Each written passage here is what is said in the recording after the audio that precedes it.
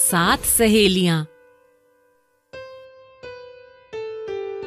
भारत का पूर्वी क्षेत्र पहाड़ों पर बसा है और वहां रेल की सुविधाएं नहीं है, इसीलिए वह क्षेत्र शेष भारत के लिए दूर का क्षेत्र लगता है।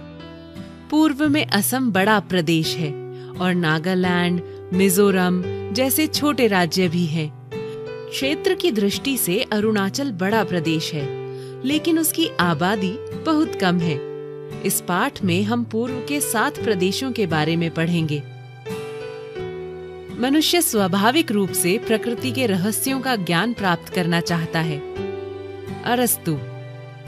भारत के पूर्व में एक ही क्षेत्र में 7 प्रदेश हैं। इन प्रदेशों को अंग्रेजी में 7 सिस्टर्स कहा जाता है। हम इन्हें हिंदी में 7 सहेलियां कह सकते हैं। चाहे सिस्टर्स कहें, चाहे सहेलियां कहें, इससे एक बात स्पष्ट होती है, बहनों में कई बातें समान होती हैं। लड़कियां किसी को तभी सहेलियां बनाती हैं जब उनमें सामान्य विशेषताएं हों। ये प्रदेश हैं अरुणाचल प्रदेश, असम, मेघालय, मणिपुर, मिजोरम, नागालैंड और त्रिपुरा।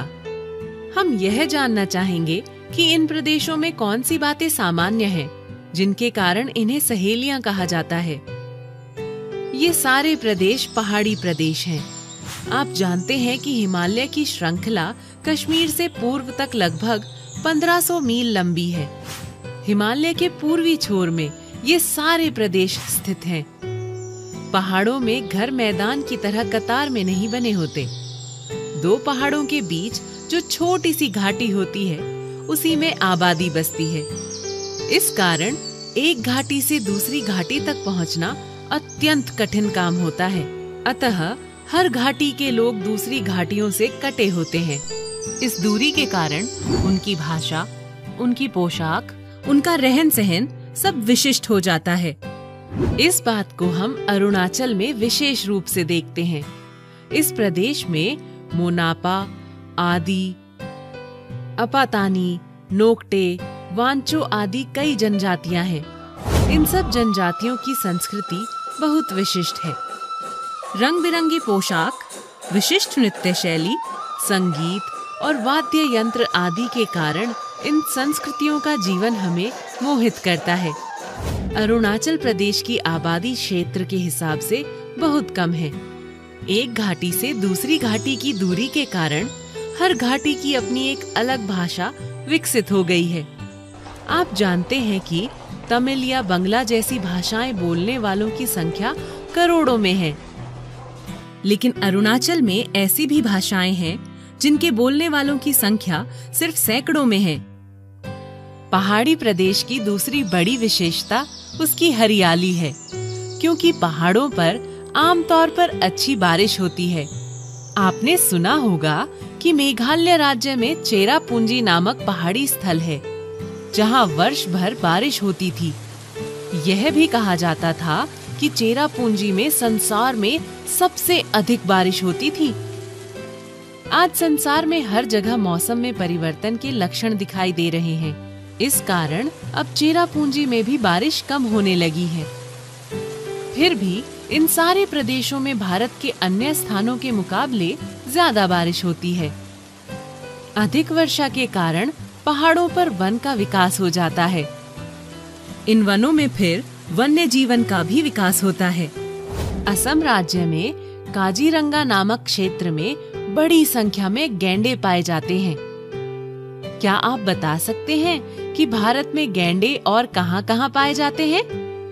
असम भारत में अकेला प्रदेश है जहां गैंडे हैं। पहाड़ी प्रदेशों की बारिश के कारण यहाँ ऊंचे ऊंचे वृक्ष होते हैं। वृक्षों के कारण सारे पहाड़ी प्रदेशों में लकड़ी का काफी प्रयोग होता है।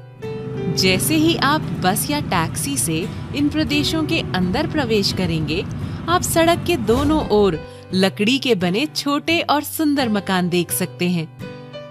चूंकि ये सड़कें पहाड़ पर बनी होती हैं, घरों को हमें पहाड़ की ढलान पर बनाना पड़ता है। इस कारण मैदान की तरह यहाँ पक्की नींव वाले मकान नहीं बनते, बल्कि छोटे लकड़ी के घर लकड़ी के खंभों पर बने होते हैं। आगे के खंभे छोटे और पीछे के खंभे बड़े। कई घर पूरी लकड़ी के बने होते हैं, क्योंकि लकड़ी के खंभे ईंट, गारे के मकान का बोझ नहीं उठा सकते। जंगल की लकड़ी इन प्रदेशों के व्यापार का भी एक साधन है और संस्कृति का भी एक अंग है। कई प्रदेशों से लकड़ी दूसरी जगहों में जाती है। यह इनकी आमदनी का एक स्रोत है। लकड़ी, जिसमें हम बांस को भी शामिल कर सकते हैं, यहाँ की संस्कृति का मूल आधार है। कई प्रदेशों में लकड़ी या बांस की बनी हस्तकला की सुंदर कलाकृतियां मिलती हैं। बांस की बनी टोकरियां, बजाने के ड्रम आदि लोगों की आमदनी के स्रोत हैं। पहाड़ी जीवन की एक और विशेषता उसकी कृषि से जुड़ी है। गेहूं, गन्ना आदि फसलें मैदानों में उगाई जाती हैं, क्योंकि उनके लिए नियमित रूप से पानी देने की आवश्यकता है। पहाड़ों में सिंचाई की कोई व्यवस्था नहीं होती और खेती बारिश के पानी पर ही निर्भर होती है। इस कारण यहाँ की खेती यहाँ की आबो हवा के अनुरूप होनी चाहिए। संयोग की बात है कि चाय की खेती के लिए पहाड़ सबसे उत्तम है। उसे नियमित रूप से पानी चाहिए, लेकिन उसकी जड़ों में कभी पानी जमा नहीं होना चाहिए। इसलिए पहाड़ की ढलान में ही चाय के लिए सीढ़ियों की तरह चारों ओर क्यारियां बनाई जाती हैं। क्या आप जानते हैं कि पूरे भारत में चाय की खेती 2 ही जगह होती है? दक्षिण में नीलगिरी पर्वतों के आसपास और पूर्व के इन प्रदेशों में। असम, मेघालय, दार्जिलिंग आदि स्थानों में विश्व की बहुत पसंदीदा चाय पैदा होती है। पहाड़ी प्रदेशों की कुछ समस्याएं भी हैं। इन 7 प्रदेशों में केवल 2 जगह हम रेल से पहुंच सकते हैं। असम राज्य में गुवाहाटी तक रेल जाती है और नागालैंड में कोहिमा तक रेल जाती है, और सब जगह जाने के लिए लोगों को बस का सहारा लेना पड़ता है। पहाड़ों में बस बड़ी धीमी गति से जाती है, इसलिए लोगों को एक जगह से दूसरी जगह जाने के लिए कई दिन लग जाते हैं। आबादी कम होने के कारण प्रदेश के लिए आवश्यक प्रशासनिक व्यवस्था भी सुलभ नहीं है। एक उदाहरण दे सकते हैं। भारत के अन्य प्रदेशों में अपना अपना उच्च न्यायालय है। न्याय के लिए लोगों को अधिक दूर नहीं जाना पड़ता। लेकिन जहाँ तक इन 7 सहेलियों का सवाल है, इनका उच्च न्यायालय केवल असम के गुवाहाटी शहर में है। इस कारण लोगों को न्याय के लिए बहुत दूर दूर तक कष्ट उठाकर जाना पड़ता है। पूर्व के प्रदेशों की सबसे बड़ी विशेषता उनकी अपनी संस्कृति है। संस्कृति के मुख्य तत्व के रूप में हम संगीत और नृत्य को ले सकते हैं। भारत में 2 तरह के नृत्य के रूप मिलते हैं। एक ओर शास्त्रीय नृत्य और संगीत है, जिसके पीछे वर्षों पुरानी विरासत है। इस तरह के नृत्यों में दक्षिण का भरतनाट्यम, आंध्र प्रदेश का कुचिपुड़ी नृत्य, उड़ीसा का ओडिसी नृत्य आदि मशहूर हैं। इन नृत्य शैलियों के पीछे संस्कृति की पुरानी परंपरा है। मणिपुर में भी इसी प्रकार की एक शास्त्रीय नृत्य की शैली विकसित हुई है। इसे मणिपुरी नृत्य कहा जाता है। नर्तकियां लंबे घेरे का घाघरा पहनकर मंद गति से गायन के साथ नृत्य करती हैं। मणिपुरी नृत्य के लिए कृष्ण और राधा से संबंधित पद रास की शैली में गाए जाते हैं। यह नृत्य लोगों का मन मोह लेता है। नृत्य का दूसरा महत्वपूर्ण रूप लोक नृत्य है। इसी संदर्भ में पूर्व के विविध क्षेत्रों के नृत्य आकर्षण के विषय हैं। असम राज्य में सबसे बड़ा त्योहार बिहू है। बिहू शब्द संस्कृत के विषु शब्द से निकला है, जो संवत्सर के वर्ष का अर्थ देता है। असम राज्य में सूर्य की गति पर आधारित नया वर्ष हर साल अप्रैल 14 या 15 को प्रारंभ होता है।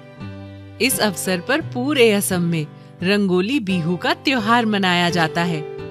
यह त्योहार लगभग 1 महीने तक चलता है, जिसमें स्त्री पुरुष लोक धुन के साथ मस्ती में झूमते हुए नाचते हैं। असम में फसल काटने के अवसर पर 2 और बिहू के त्योहार मनाए जाते हैं। अक्टूबर में कोंगाली बिहू और भोगाली बिहू जनवरी में। इन अवसरों पर भी लोग खुशियां मनाते हैं और नाचते गाते हैं। इस प्रकार का एक उल्लेखनीय लोक नृत्य मिजोरम का है, जिसे बांस का नृत्य कहा जाता है। इस नृत्य में चारों तरफ लोग बांस की बल्लियां हाथ में लेकर उनका स्थान अदल बदल करते हैं। नाचने वालों को इन बांसों के बीच की जगह पैर रखकर नाचना होता है। अगर गलती से बांस बदलते समय पैर फंस जाए तो नाचने वाला नीचे गिर सकता है। इस तरह इस नृत्य में गति और कुशलता का सबसे अच्छा मेल दिखाई देता है। यह नृत्य देखने में अत्यंत रोचक लगता है। अरुणाचल आदि प्रदेशों में हर जनजाति की अपनी विशिष्ट लोक नृत्य की शैलियां हैं। वे अलग अलग पर्वों, त्योहारों और संदर्भों में सामूहिक रूप से नृत्य करते हैं। पूर्व के प्रदेशों के संदर्भ में हम कुछ विशेष बातें देख सकते हैं। यह प्रदेश प्राकृतिक दृष्टि से बहुत संपन्न है। कई प्रदेशों में लकड़ी और खनिज पदार्थों का अच्छा भंडार है। पहाड़ी प्रदेश होने के कारण वर्षा के पानी से बिजली पैदा करने की यहाँ बड़ी संभावनाएं हैं। असम राज्य में तेल का अच्छा भंडार भी उपलब्ध है। इन सब के बावजूद इस क्षेत्र में विकास कम हुआ है, क्योंकि यहाँ यातायात, बिजली, पानी आदि सुविधाओं की कमी है। भारत सरकार ने कई योजनाएं बनाई हैं, जिनसे इन प्रदेशों का विकास हो सके। शिक्षा की कमी भी एक समस्या थी और उच्च शिक्षा की उपलब्धि भी सीमित रही। लेकिन अब स्थिति में परिवर्तन आया है और शिक्षा में अच्छा विस्तार हुआ है।